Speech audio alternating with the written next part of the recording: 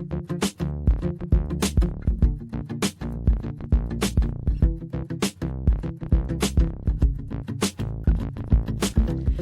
company, two's company, two's company, two's company, two's company, two's company, but not three. That's too much company. Nailed it. Hello and welcome to episode 4 of Two's Company, a fortnightly podcast hosted by cold water swimmer Sophie Hellyer. Hello. And nutritional therapist Grace Kingswell. Hello. In today's episode, we're discussing the Netflix documentary Seaspiracy, along with some vagina facts. No episode would be complete without those. And what we've been reading and watching this week. And of course, the mailbag, where we answer questions from you. So, general catch-up, Soph. How are you doing? I'm good. We're recording this on Monday, the 12th of April. Is that right? Yeah. Which is a big date because today, pub gardens open. Hairdressers open. So and excited people about can the come on hairdresser. holiday to self-contained Airbnbs accommodations, or right? hotels. Yeah. So exciting. And I'm sure that people will probably not listen to this today because they'll be off frolicking with their friends. And maybe, you know, they'll have to catch up with us later. But how are you feeling about it? Excited? Anxious? Yeah, I'm really excited. My sister's coming down and staying in a self-contained Airbnb from today, so I've got a few days off with her. I'm not normally a big one for the pub, but I'm really looking forward to just going and sitting in a pub garden with my sister and having a gin and tonic. So nice. I played a tennis tournament yesterday.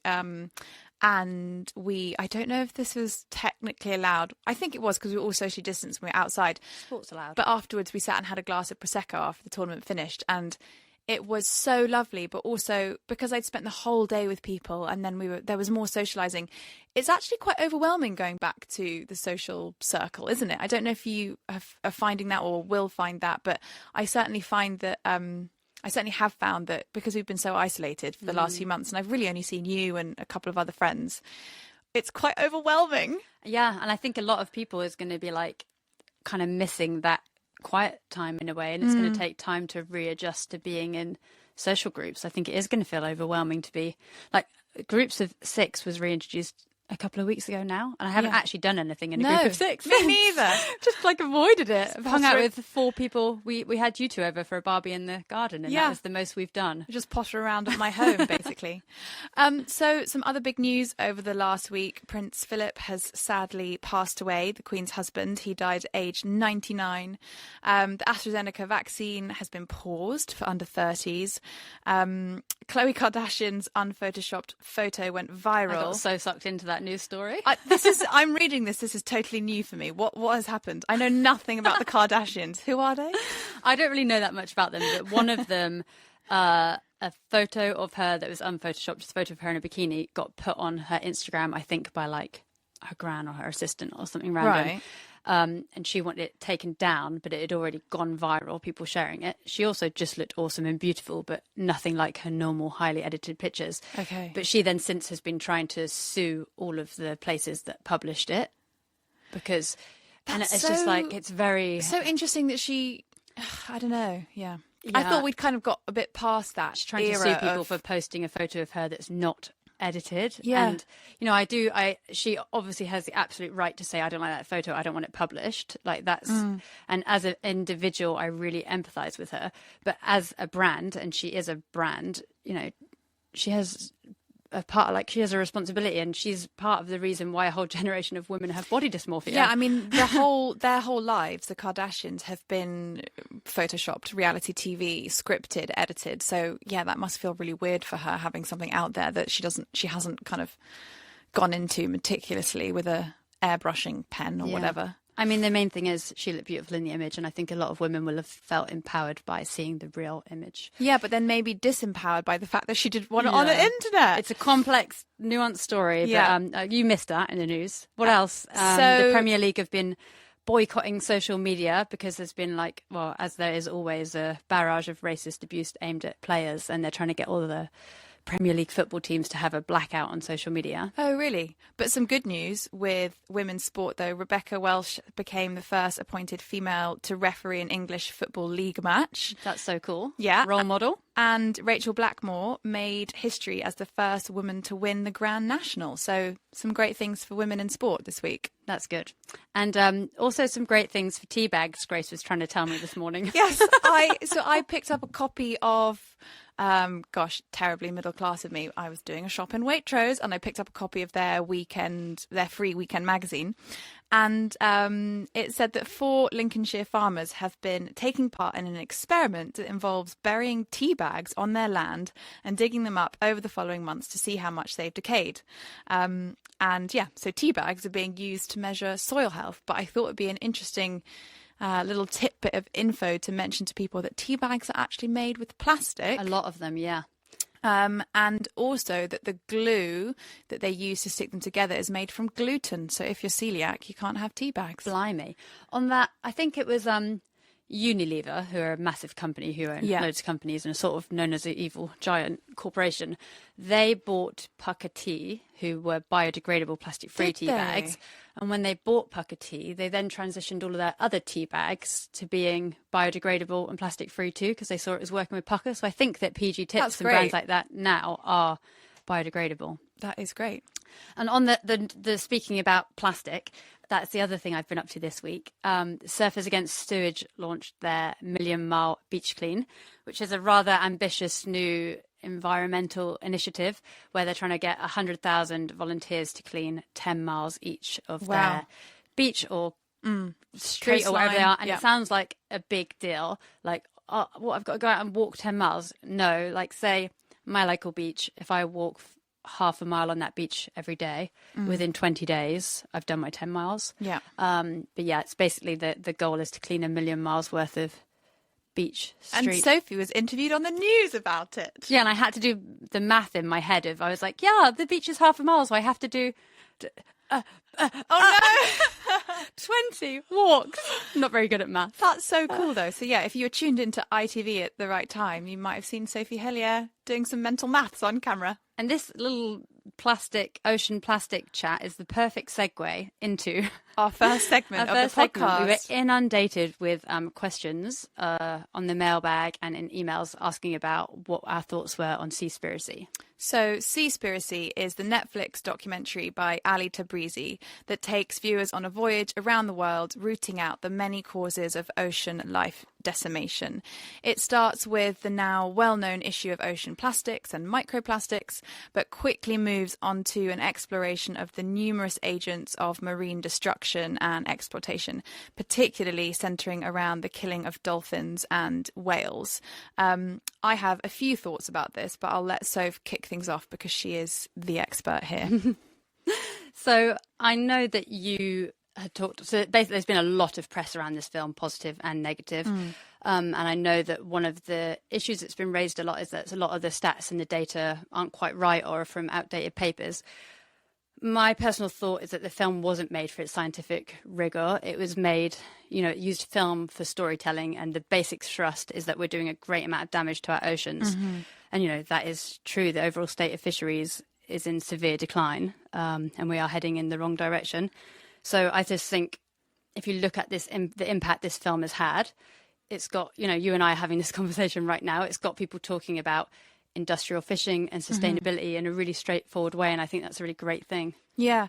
It's so interesting, isn't it? Because there is a real discussion around regenerative agriculture and farming and meat and eating meat and how we do that well and how we do that sustainably. I don't know whether it's because fish are less recognizable to humans as something that resembles us, that people feel much less of an emotional connection. Totally. And quite often you find people that are vegetarian but eat or vegan but with a bit of fish, and it's sort of as if fish is less important in a way. Yeah, and there's a scientist, she completely discredits that thing about fish not having feelings. I mean, for me, I said this to Johnny yesterday. I've got hurt feelings. I've got hurt feelings. That's a fish singing a Flight of the Conchords song. Yes. For me, as someone who lives by the ocean and I've spent my whole life playing in and working in the ocean, I've been acutely aware of these issues for a long time. I spoke about the needs for government to regulate the fishing industry in my TED Talk in 2018. And even though I am aware of these issues, it was still a very shocking film for me to watch. I cried my eyes out when I watched the scene in the Faroe Islands of them killing the whales. I've seen that all before, but I just was absolutely sobbing in bed. It was so upsetting. And I thought it was a really important, visceral, powerful, upsetting film. I found the format a bit blockbustery. Every discovery was sort of worse than the last, and an article in the New York Times reads, "The film's rhetorical style often feels like a cheap imitation of hard-hitting investigative journalism." And actually, Taprisi did use a lot of leading questions in his interviews. But I, on the whole, the same as you, enjoyed it, but also was adequately shocked, I think. I thought some parts were really informative and revelatory, such as the real takedown of the MSC blue tick, which is so confusing for consumers because, marketing jargon is everywhere, but those of us that are trying to be better humans and better consumers would totally fall for that blue tick on fish, thinking that we had made a better choice in the supermarket. And what the documentary showed is that it's a complete farce. It's not. Yeah, that kind of the labelling of fish was a theme that ran. The labelling of fish as sustainable was a theme that ran throughout the film. And I was going to say, if we broke the film down, I would say it kind of centred around 4 main pillars. 1, the ocean plastics. And the fact no one's talking about it. 2, the killing of dolphins, whales and sharks. 3, fish farms and what's wrong with them. And then 4, human slavery. Yeah. So I thought maybe we could break down each of those segments a little bit more. So let's go in with the what you're talking about, the labelling. Actually, no, because that kind of goes into everyone. Maybe ocean plastics. Yeah. 46% of ocean plastics comes from the fishing industry. Did you know that stat? I did, yeah. I knew that too. I thought a lot of people knew that, but maybe not. We're also worried about carrying around a bag whenever we go out with our reusable cutlery and our straws. And the huge issue of plastic straws. And, one of the stats I always say is that period plastic, so waste from periods. Well, am I struggling to say this? Well, no, it's single-use tampon period plastic. Applicators are one of the most. They are the 5th most common found plastic item on Europe's beaches. Yeah. So way more prolific than plastic straws. And then that's, again, nothing compared to the amount of fishing rope and fishing waste we found on the beach. I spoke to my friend who works in fishing research in South Devon, and she did say in the UK there's a scheme called Fishing for Litter, where the fishers basically get big bags to fill with any rubbish that they catch in their trawls, and then they bring it to shore in those locations and they leave it to deal with them properly. And she said the fishers don't want to lose all this equipment either. It's really expensive. Like the nets and stuff are super expensive, and the plastic's a nightmare for them too because it's getting caught in their nets. So it's just I can't really comprehend why there's so much plastic waste from the fishing industry. Yeah, and also it seems strange, doesn't it, that the industry that sustains their lives, that is their livelihood for so many years.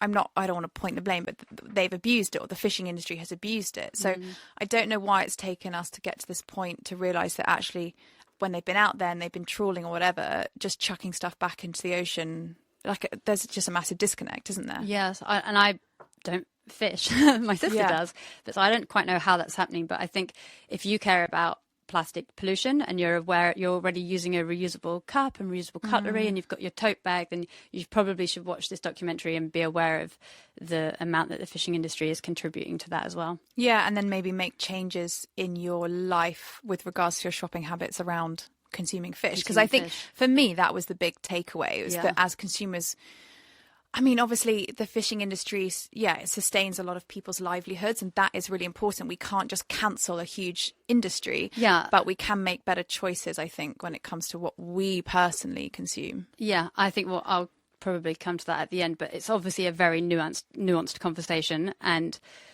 firstly, I'm sure there are a lot of small-scale local inshore fisheries that are managed sustainably.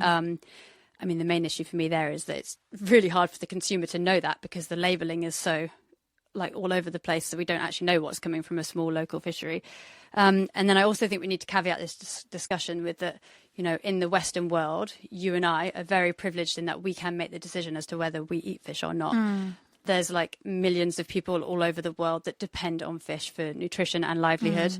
And I am in no way suggesting that like the whole world should stop eating fish. I just think that we have a different position here and different vantage point. And, you know, I think it's important to promote more of a plant-based diet. I'm not sure that you feel the same on that one. But... Well, yeah, I think we've always been at odds on that. I mean, I think I'm a plant-based eater because my diet is predominantly plants, but I do include high-quality animal products for, you know, purely for the fact that I feel good and feel healthy.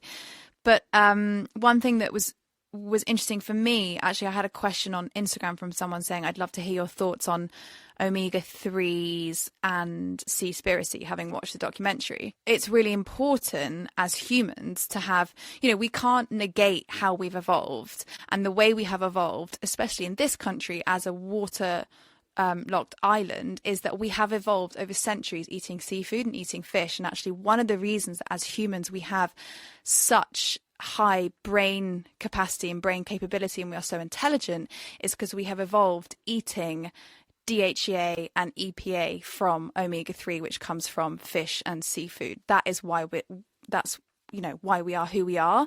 So it's really important on like a cellular level, you know, from a biochemical level to sustain that in a sense, because it's what our bodies expect.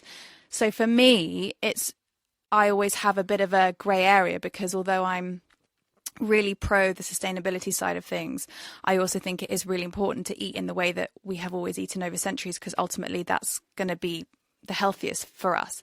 But I'm very pro eating things like, you know, oysters and mussels and clams and things that you can find and you can forage or haven't been trawled for using like terrible plastic nets. But I just thought that was a really interesting point. And I personally, for me, if I buy fish, I buy wild fish. And I know that maybe still that's not perfect, but that's just a question. She did point out in the film that omega-3 doesn't come from fish. It comes from the algae oil, and then the fish eat the algae, and that's how they've got omega-3. So that was quite interesting. And I know you said that you prefer to have a fish oil-based omega-3 and think it's more effective. But after watching Seaspiracy, I've been taking omega-3 supplements that were fish oil, and I'm going to go back to the vegan-based one that had the added, what was it, EPA and... So for me, if you look as a nutritional therapist, if I look at the efficacy of the vegan omega-3 supplements versus the ones from fish, it's incomparable. And actually in clinical practice, having treated vegan patients with vegan omega-3 supplements, it just doesn't have the same impact on their levels of inflammation and their overall health. So what I will be doing as a clinician is researching the brands that I use, looking at where their fish oil comes from, trying to work with the most sustainable brands I can. But I cannot negate the fact that it's more bioavailable for the human body when we consume it in the format from having fish rather than algae. People have just got to be educated there and make their own choices on what they're consuming. Yeah, and what you're happy to consume ultimately. So on that's, I know, like another main part of the film was about the killing of dolphins and whales and that was sharks. So shocking for me. And, 99% of shark populations have declined. There's been a decline of 99% of shark populations in the last decade. And is this all from bycatch? So this is the stat that that really stayed with me. Sharks kill around 10 humans a year. We kill around 30,000 sharks per hour. Yeah. And half of those are bycatch. Right. So a lot of them are being killed for shark fin soup, which is, it has no nutritional value whatsoever. It doesn't even taste of anything. It's just a status symbol dish. Yeah. And then the other half are bycatch.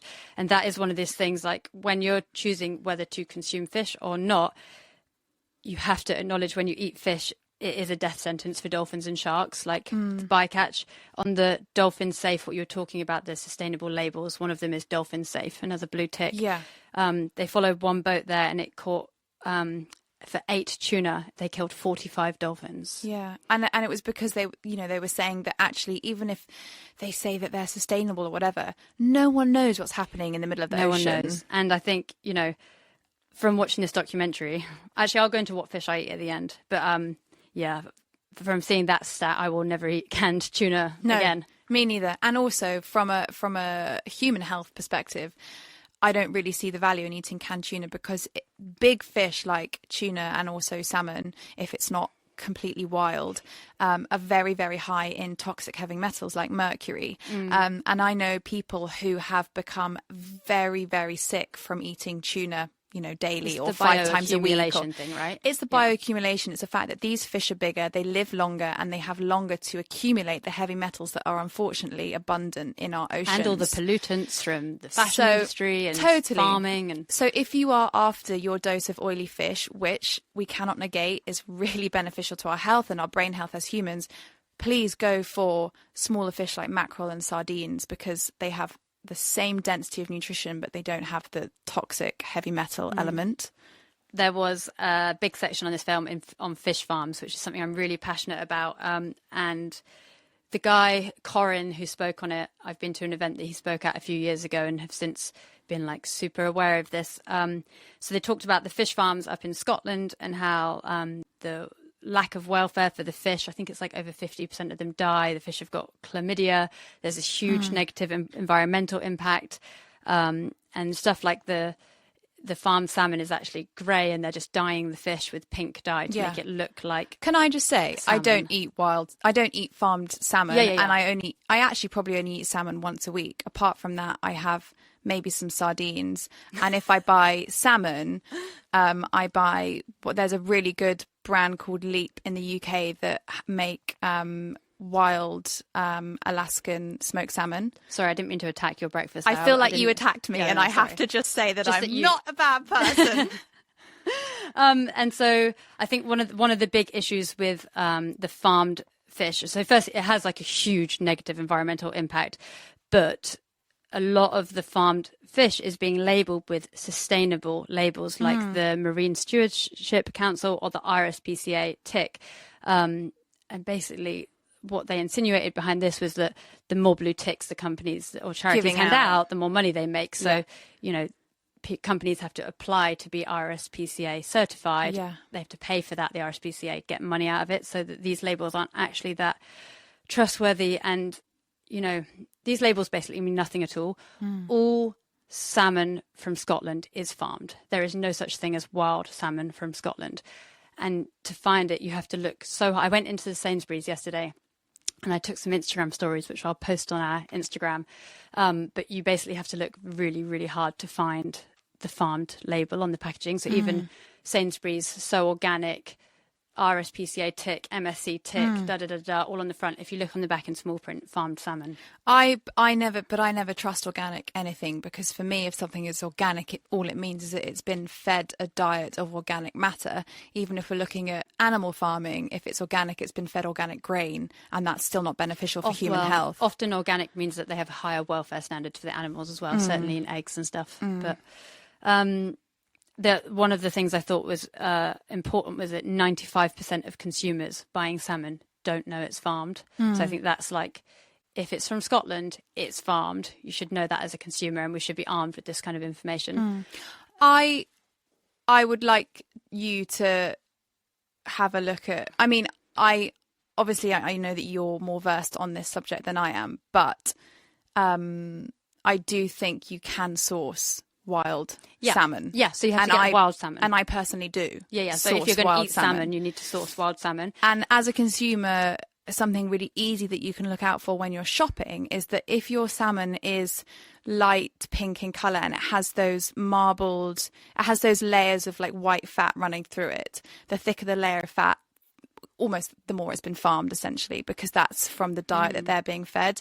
If you're buying wild salmon, it should be deep red in colour, and that means that the salmon has had space to swim upstream and create, that muscular structure. And it I shouldn't would be nervous to do it on colour though, because we saw literally how they are dyeing the fish certain colours to make them look. What I'm saying is that wild salmon is that colour. Like if you buy a Keta salmon fillet, it's the wild label that you're looking for, basically. Yeah, wild, not farmed. And if you are a UK consumer and you do shop in supermarkets, then there are a couple of brands that make really good wild salmon products. And if you're interested to know more on this, Patagonia did a documentary in 2019 called Artificial Fish, which takes a much deeper look into fish farms. And I wanted to mention that film because Seaspiracy, when I finished watching it, I was basically left with the simple message of don't eat fish, eat less fish, which it's not as simple as that. It is a very nuanced conversation. Yeah.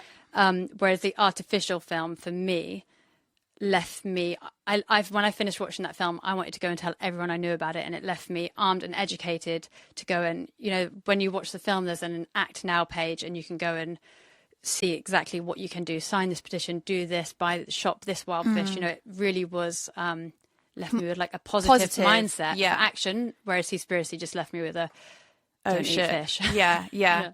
And anyway, ultimately, this conversation about salmon is important, but like we both said, it's way healthier for a human if you are going to eat fish to go for the smaller fish anyway.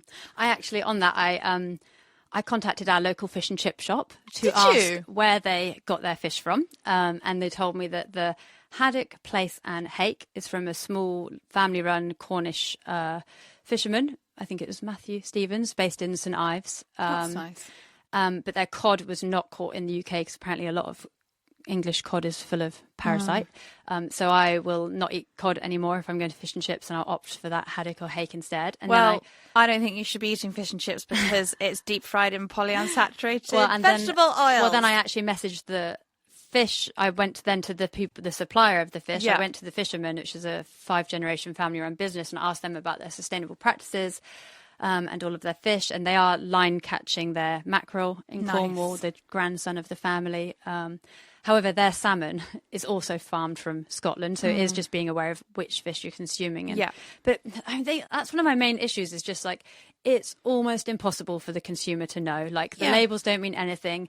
You and I are lucky enough that we can go down to the beach and buy fish directly from the fishermen. But that's why it's so important that we're having these conversations and hopefully reaching people through this podcast, because it's the same with every industry, the fashion industry, the meat industry, the fish industry, everything. Like the conversation is never easy and never understandable for the consumer. And there's always, it's like Tabrizi says in the documentary, which again was a sort of like a take on like hard-hitting journalism, where he's like, I just had to follow the money. But that's so true, because ultimately there's always going to be financial stuff going on in the background that the consumer doesn't know about, and it's just so much misinformation. It's so hard. Which brings me to probably the last part of this film that I think we should definitely discuss, and that was the human slavery which was aspect. Which was new, like that was new for me, and that was really hard hitting. It told a really powerful story of how these are basically like clandestine operations and the abuse of people. Basically, a lot of the fishing industry is transnational organised crime. The Guardian actually did. I looked into it further after watching this film because I was so shocked by it.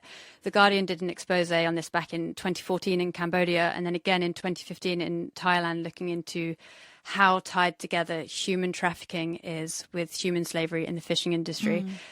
Basically, these brokers in the film I watched was about Thailand. They're going into the jungle camps, so like the camp we have in Calais, and they are selling migrants and refugees to the fishing industry as slaves, and they're going out on these boats for years. If they refuse to work, they're just murdered and thrown overboard. And it basically looked at, if you are buying farmed shrimp, I think is shrimp and prawns the same thing? Yes, shrimp is what the Americans call prawns. If you're buying shrimp in the supermarket, you are very likely supporting forced labour and slavery. There's like a direct tie between the prawns in our supermarket and human slavery. Yeah. And that's now for me one of the most important things. I'm mostly vegetarian. I very rarely consume fish, but if I am consuming fish, I will look now for UK caught fish, because I know then it's not going to be tied in with this human slavery. And like you said, we are so lucky that I can just drive 5 minutes down the road to the fisherman that lives by Chapel Porth, and every Friday and Saturday he opens up his back garden and sells the fish that he's bought, great. and that's just lovely. And again, if you're interested in learning more about that, I've put a couple of links to documentaries in the show notes, and I really recommend going and watching the short docs. I found them very upsetting, but also I feel empowered to have that knowledge now. Okay, so moving on to a lighter note, vagina facts. I was going to make some kind of fishy segue and do a thing about BV, and then I thought, no, Sophie. No, Sophie. No, come on.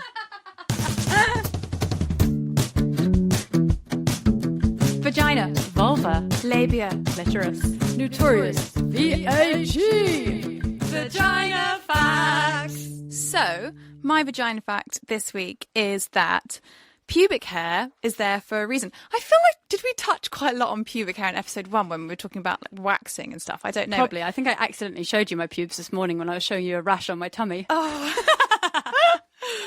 Gosh, you really have changed the tone from segment 1 of the podcast. So, hair is there for a reason. That is my fact of But what is this reason? So, it's... wait, I just need to find what I wrote about this, because... Essentially, it's that it's protective. So the skin on your genital region is very delicate, and pubic hair acts like a protective buffer, reducing friction during sex and other activities like running or playing sports. It also prevents the transmission of bacteria and other pathogens in the same way that hair on other parts of our bodies does the same thing, e.g. nasal hair catches incoming bacteria and pathogens that might cause us an issue. So that's my fact. You live in London and you blow your nose and it comes out like black. Oh, so, and I think this is an interesting topic because lots of women choose to be completely hair free. And yeah, I don't know about you, but the times in my life when that has been the case, I just find it quite uncomfortable, and I think that personally, I think hair's there for a reason, and that we should have some. So on the hair note, I normally have hairy armpits, and we discussed it in a previous episode about it being my little feminist thing. You're quite coiffed in the genital region. I did I was filming a TV advert with a zero waste razor brand last week. And as part of that advert, I shaved my armpits on the film. Can't believe you did it. And Can't believe you. Part of the reason was because you always see these razor ads, right, of them shaving like bald legs that have no body hair. You mean bald legs? Bald. Yeah, I always say words wrong. So they wanted one of us to shave, and I was like, well, I actually have hairy armpits, so I'll shave them. Yeah. Anyway, since I have shaved my armpits, oh my God, my armpits stink. Yeah. Like the deodorant is not working. Oh, really? I'm way less smelly when I have armpit hair. That is so interesting, because I find, as someone that does wax their armpits, when I have hairy armpits, I'm more smelly. So I guess it's like almost what your body's used to. Yeah, maybe. Because I thought the deodorant I'd been using was I've been using a new zero waste deodorant, and I thought the deodorant was amazing, and now I realise maybe it's just my hairy armpits, because nothing's working now. I wonder if you find when the hair grows back now whether it's going to be like darker and thicker and stronger. I don't know, I'm in a stubble Dreading phase it at the minute, hating it. What's your vagina fact, Soph? So I wanted to talk about the hymen, because I was on a walk with my friend Anna the other day, and I mentioned it to her, and she had no idea, so I thought I would bring it to the podcast. Great. So the hymen's basically a thin membrane that's present from birth at the vaginal opening, and it's typically shaped like a semicircle or a half moon, and it can cover part of the vaginal opening. Basically, there's this myth that the hymen can be used to tell if a girl is a virgin. And around the world, it's used as a tool to culturally and religiously control a woman's sexuality. Newsflash, virginity cannot be proven.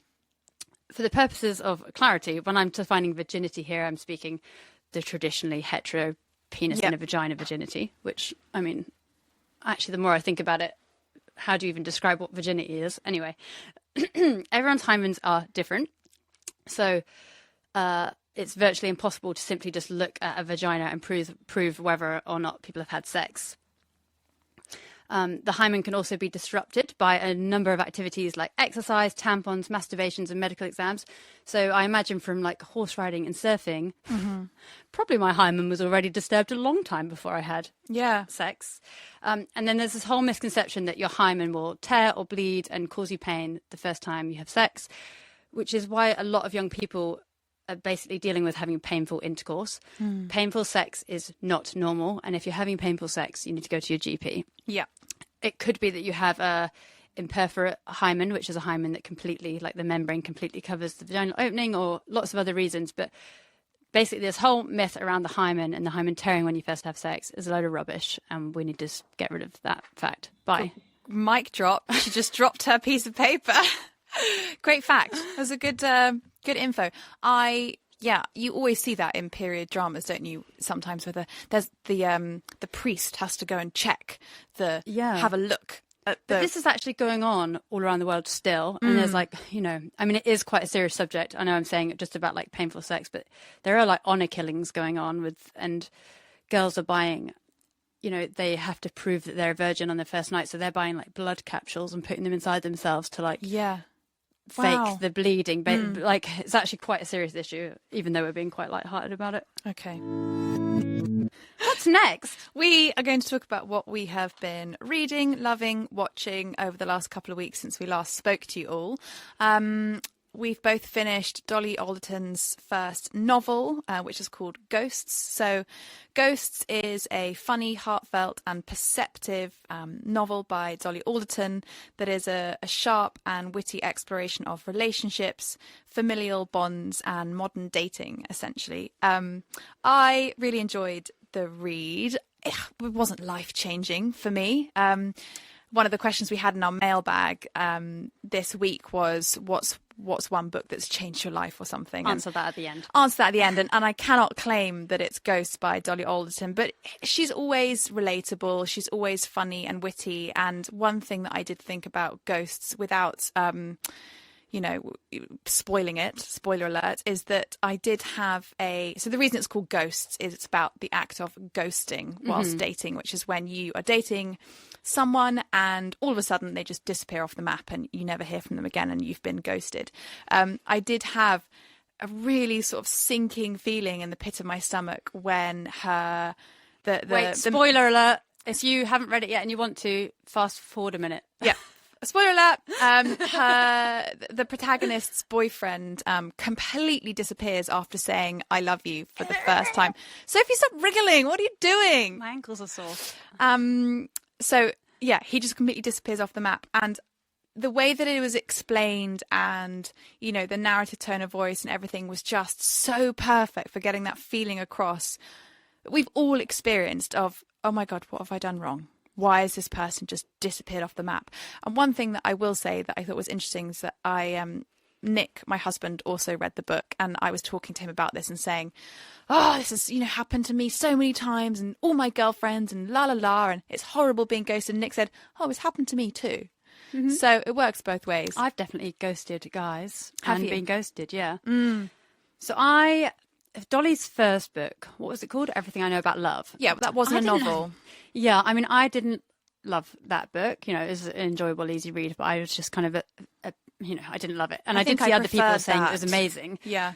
However, I loved Ghosts. I just thought it was so funny and relatable, and it told a really human story of relationships, friendships, family, having a parent with dementia. I found it really difficult because I felt like Nina, Nina, the protagonist, was basically just Dolly. She's a journalist. She's very similar. 30-something. And I was finding it really hard to disassociate the actual real life Dolly with this person that I built up in my head as Nina. Yeah, I think a lot of the experiences of the character Nina are drawn on from Dolly's real life experience. I've no doubt about that. But I didn't find that hard. I was trying to suss out. I was like, oh, I wonder if the married friend with the baby is Pandora. Yeah.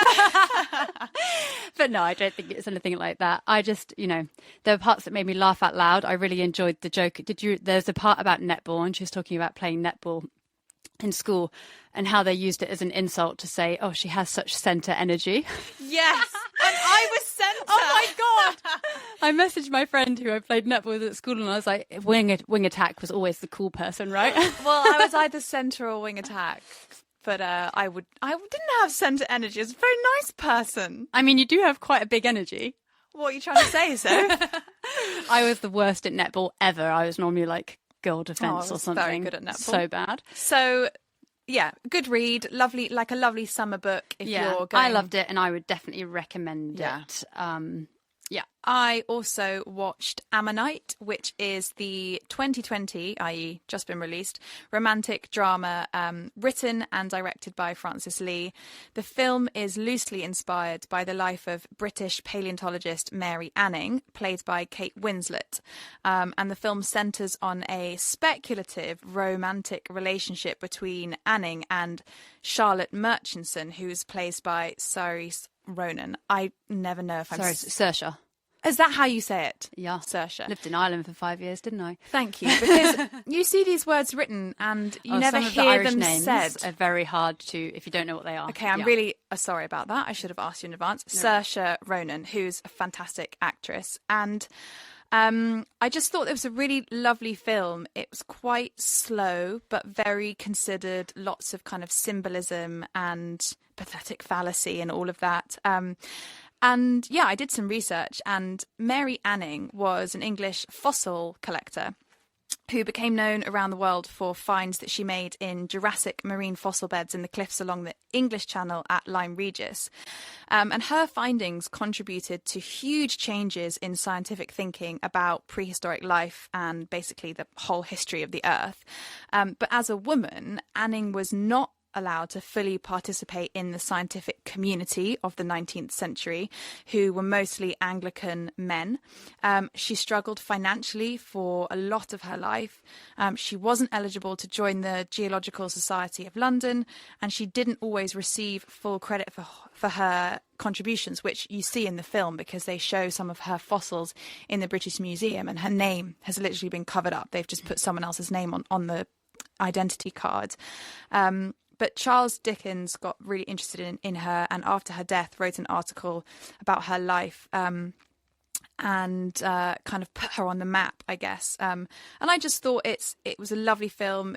She's also potentially the inspiration behind She Sells Seashells on the Seashore. Do you know the only reason I know Mary Anning is because I bought my niece, who's like 4, one of those women in history books. It's Rosa Parks, and Mary Anning's one of the people in there. So I have a children's book about her. And obviously Kate Winslet, amazing actress, and it's just it's a really lovely, and a really lovely watch. To watch that, where is it available to watch? As it's a new release, it's £14 via Amazon Prime. Yeah. And I think somewhere else. I think YouTube or somewhere if you don't want to support Amazon.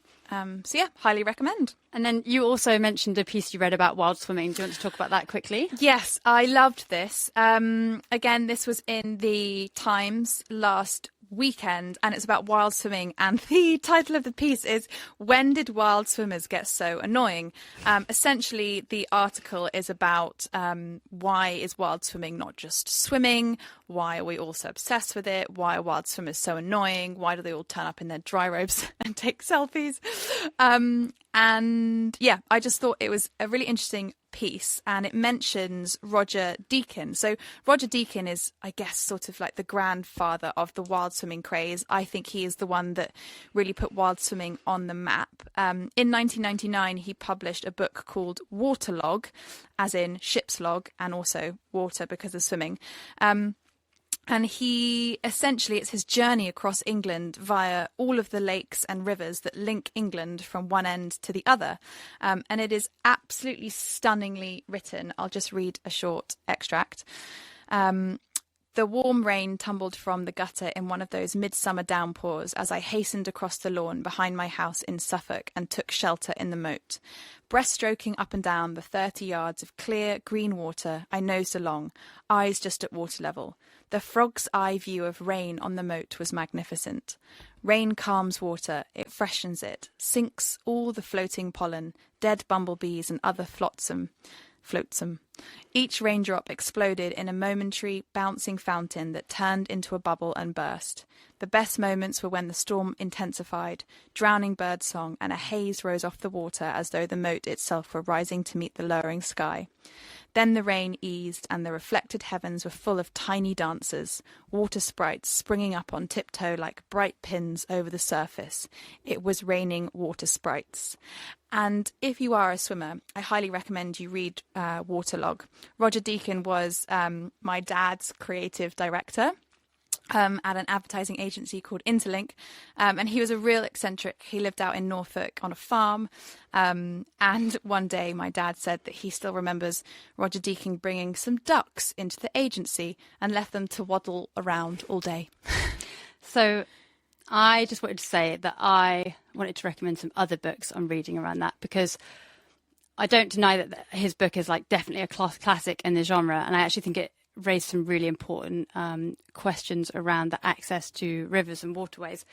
But I also just think, he was obviously a very wealthy Cambridge boy who had all of the kind of accesses and resources available to do it. So Side note, I went to Cambridge and I don't classify myself as being one of the stereotypical Cambridge goers. There you go. But I just wanted to mention a couple of other books around wild swimming that I think are really beautiful and probably... And I'd love to hear what you think about wild swimming versus swimming. Yeah. So the books I'd recommend were At the Pond, which is a collection of essays around swimming in Hampstead Ponds. Book. Wild Women Swimming by Lynn Roper. And one of the things on the front is Kate Rue from the Outdoor Swimming Society. Her quote on the front is like, if you thought Roger Deacon's book was about wild swimming, you need to read this and you'll be completely mind blown by it. And the other one is Turning by Jessica Lee, which is about swimming around Berlin, I think it is. And those will all be in the show notes. Yeah, and on that, why are we calling it wild swimming? We just call it swimming. That Sunday Times piece, I thought it was just a bit stuck up and snooty and anal, and there wasn't really any need for it. And I totally agree with you. And one of the comments was so great on that article. I can't remember the name of the person that wrote it, but they were basically saying, us swimmers didn't make it into a thing called wild swimming. It's you reporters that turn up and take photos of us doing our thing that have made it such a huge deal. And actually, when I lived in London, I founded a swim community called Nudge on Instagram at @nudge_community.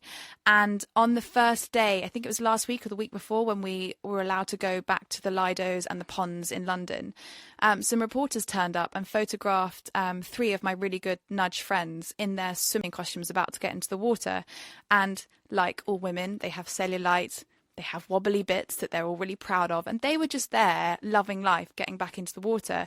And then the next day they found themselves on the front page of the Daily Mail. And the comments underneath that photo were horrendous from people saying, get back inside, lose some weight, just terrible. And actually, we're just doing our thing, going for a swim. And then the media have just created this storm around wild swimming. Yeah, I personally think it's really useful and important to have the differentiation of titles of wild swimming, cold water swimming, outdoor swimming.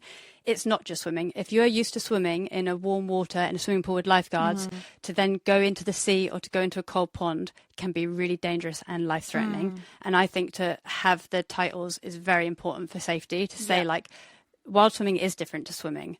Cold water swimming is different to swimming, and they require different safety measures and different precautions. And I think to say, why are you calling it wild swimming is just pretty short-sighted. We always say, do you want to go for a dip? Because for me, that's we're not what swimming. it is. I'm not actually swimming. It's too cold. We barely even breaststroke. We get in. Sometimes we don't even float. We keep our feet on the ground and we get wet and we get out. Yeah, just dunk my head under and get out. So anyway, really interesting conversation happening all around that, and do take part. Things we disagree on. Agree to disagree. Things we disagree on. Agree to disagree. Things we disagree on.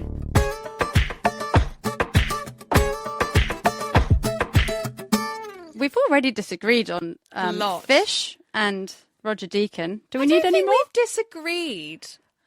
Well, necessarily. I take vegan. I'm going to take vegan fish supplements, omega-3 supplements. You're not. I'm not. No, but then you're going to eat wild salmon. I'm not. So we have disagreed. Okay, we have disagreed. We don't need to put this section in, by the way. We can edit it out. But I think we disagree on or not? We should put it in. Well, just to be light-hearted, let's just say that we disagree on dirt and sand. The other day I was going for a swim and I saw Sophie Hellyer covered in sand, put her feet straight into her socks and straight into her shoes, and it made my skin crawl. love being dirty and muddy, and it gives me this sense of childhood freedom and joy. And, you know, I think it's one of the reasons I still love playing football. I just love skidding around in the mud and, you know, I absolutely love it. I'm really happy problems. to do that sort of thing on the beach or on the football pitch, but then like it's like when you take the sand back into your house and then when you take your socks off in the bathroom, it just goes everywhere. Yeah, you hoover it up. All right, well, I agree to disagree.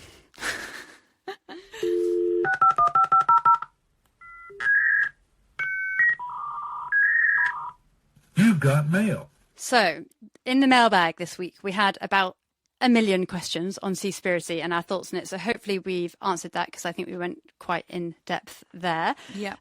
Some other questions were, what was the book that changed your life? I hate these questions. Sorry. Listeners. Sorry, I was going to listeners. say readers. They're not readers. Listeners. Grace doesn't like your question. But it's funny because you asked me this and then I read a piece by Pandora Sykes in, I think, one of the Sunday supplements this week, and she was also saying, or it was on a podcast or something, she was also saying, I really don't like these questions. A book that's changed my life, I couldn't tell you, but I can tell you books that I have really enjoyed over the last year. Do one. We've got one recommendation for the listener. I know you really liked A Little Life, so I won't mention that. Mine was, oh gosh, I didn't prepare for this and I cannot remember the name.